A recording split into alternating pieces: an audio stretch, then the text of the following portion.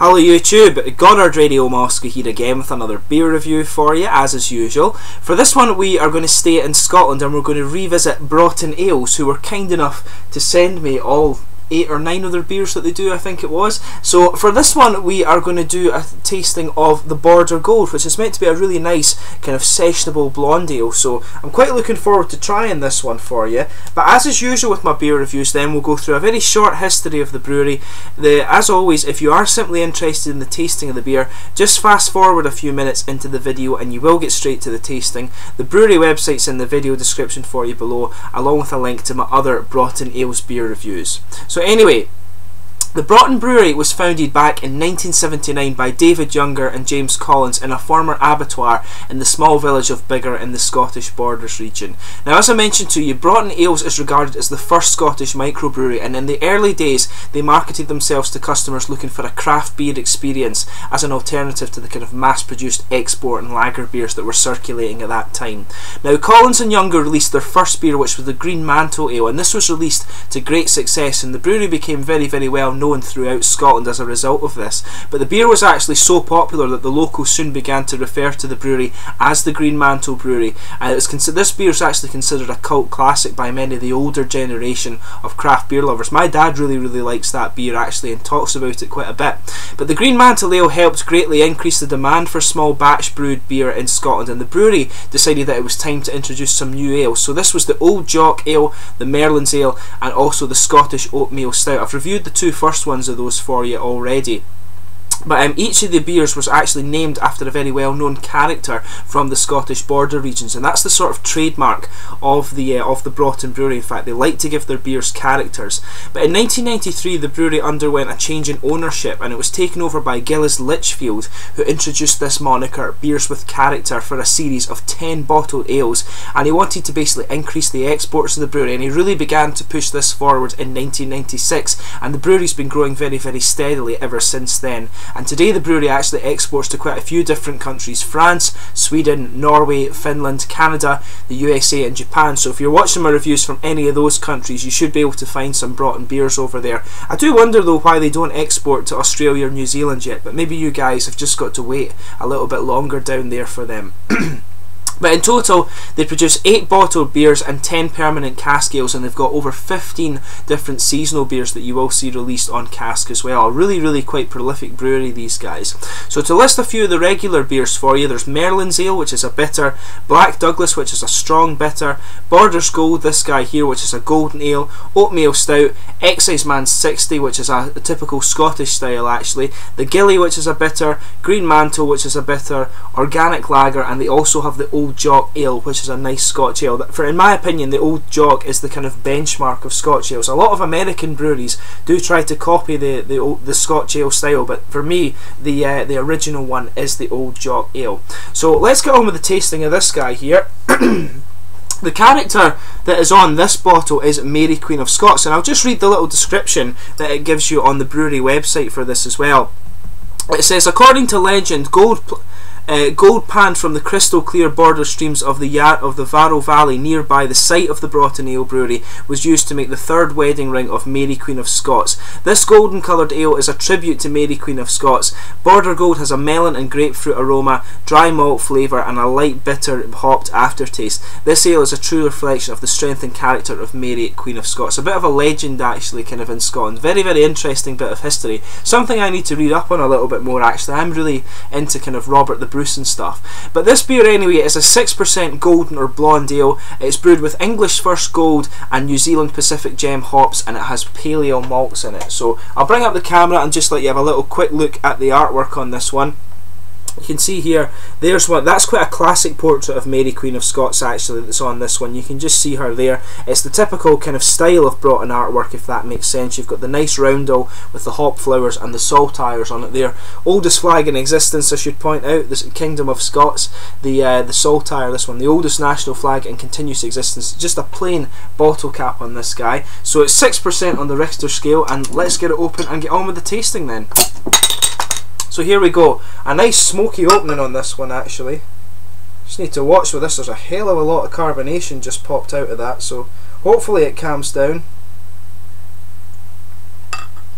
I don't know if that was just my bad opening skills there, or if that was the beer. Sometimes you get a few beers like that that will just kind of fire up and go crazy on you, so we'll just be careful with it now. I'll leave a little bit in the bottle so we can pour the rest of it in a minute. There we are, it's sitting quite nicely. So as you can see, this beer is poured a really nice kind of bright orangey amber colour, kind of quite rich golden straw colour, I would say, maybe as well. You've got a solid finger of a white frothy head on it there, not even creamy, definitely a white frothy head. I'll just bring up the light actually so you can see the colour of this beer a bit better. A really nice rich golden straw colour, as I say. A good bit of carbonation's visible on this one as well. Very, very attractive looking beer. So let's give it a smell and see how we get on. Mainly a kind of citrusy fruit that's coming out of this one. I can see where they get melon in it, but I'm not picking up much of grapefruit actually in the aroma. But it's mainly a big kind of bready malt, kind of slightly caramel actually, that's coming out of this one. A kind of biscuity, bready malt, bit of caramel. It does have a little bit of toasted character too, but it smells like it actually smells quite like a Pils beer, this one. Just a little bit of grassy hop coming out and a little bit of citrusy character too, so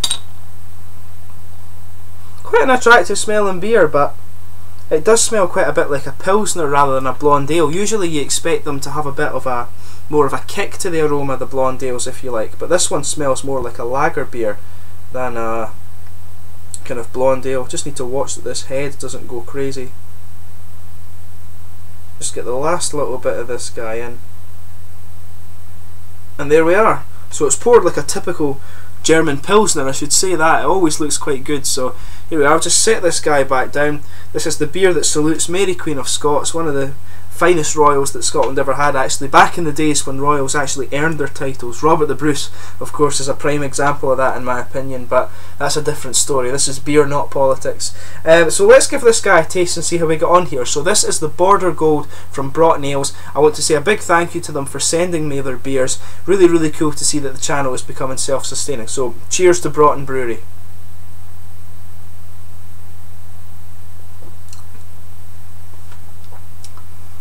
This one has a bit of a different feel to some of the other ones that you'll get from the brewery. Usually they have a nice, the Broughton beers tend to have a nice big bready malt base that has quite a bit of cereal character to it, and it gives it a kind of spicy warmth. It's something that's a bit typical of the older Scottish styles in my experience.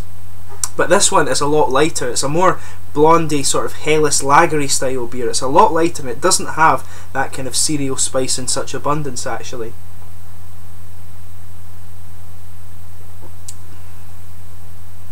It's a very nice and kind of lightly sessionable beer, this one. It's really, really well done actually. A nice kind of bready hellish beer actually, or bready kind of blonde ale, this one. Very, very nicely done. So you're getting a lot of the bready flavours that just kind of blanket the tongue, if you like, near the back. It's actually got quite a bit of sweetness to it. It's maybe more of a biscuity malt actually, now that I think about it. But it's got a bit of a kind of stronger caramel coming out too. And there is just a little bit of kind of fruitiness coming out.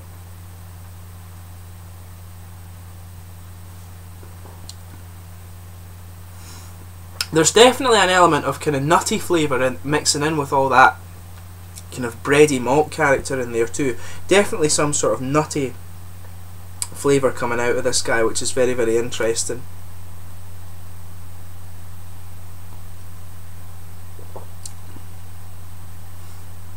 Yeah, I would stick with that.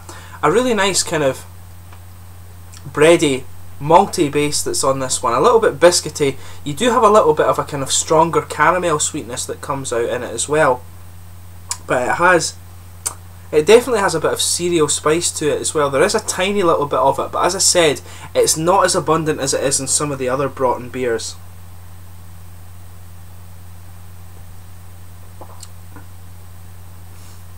Yeah, it's very nicely done actually.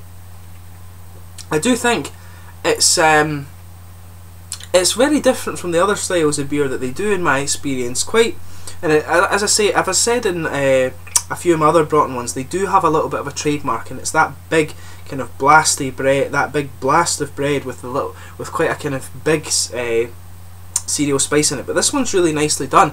Big bready aroma, yes, but just a tiny little bit of that cereal spice, but there's quite a lot of grassy and fruity character in there as well.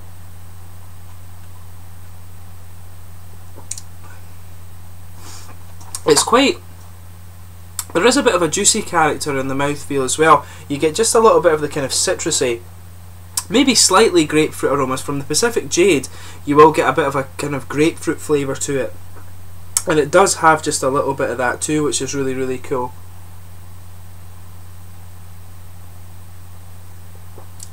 So yeah, you've got just this little bubble that moves towards the front of the tongue, and that has the nice fruity element of the flavour in this beer. It's very, as I say, it's quite an interesting blend of flavour in this one. It makes the transition very well from that nice kind of big bready, almost slightly nutty feel to going just into the more grassy and citricy hops. The hops aren't too kind of punchy in this one, if you like. Usually you get a big aromatic blast of freshness sort of thing around the edges of the tongue, but this is just quite subtle, and it's just a nice little bit of that aromatic character and a nice subtle grassiness with the kind of fruit sticking towards the front of the tongue, and you've got that nice biscuity malt blanket just over the back of the tongue. It's very, very nice, this one. And I would recommend that you get a chance. You can see what Broughton are going for here.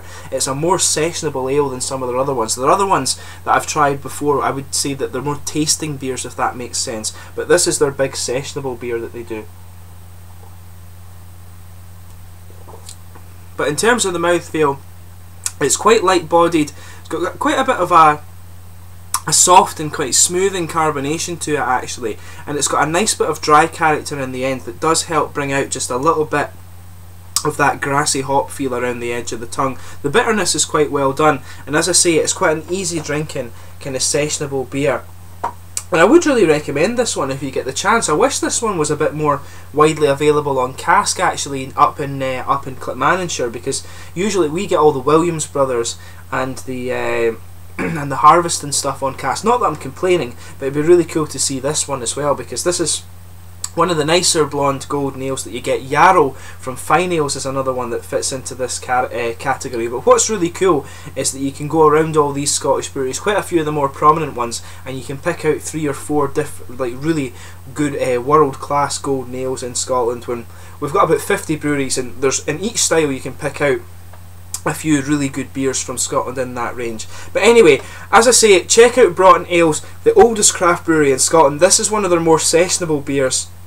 Very, very nice, and I would really love to try this on cask, actually. I think you would get the malt character coming out even more, and giving you an even nicer sort of sweet feel to it. But I hope you've enjoyed this beer review. It's been nice to do another one from Broughton Ales. I thank them again for sending me their beers to review, and I hope they like the beer reviews as well. A really nice kind of big bready, slightly sweet and a little bit grassy sessionable beer, this one. A really nice blonde ale, and there's quite a few of these in Scotland, so if you ever get the chance, come to Scotland and try a few of our beers. I hope you've enjoyed this beer review. As usual, comment in the section below and let me know your own thoughts on this beer, and please like, subscribe, share, all the usual YouTube stuff, and I will catch you soon with another review.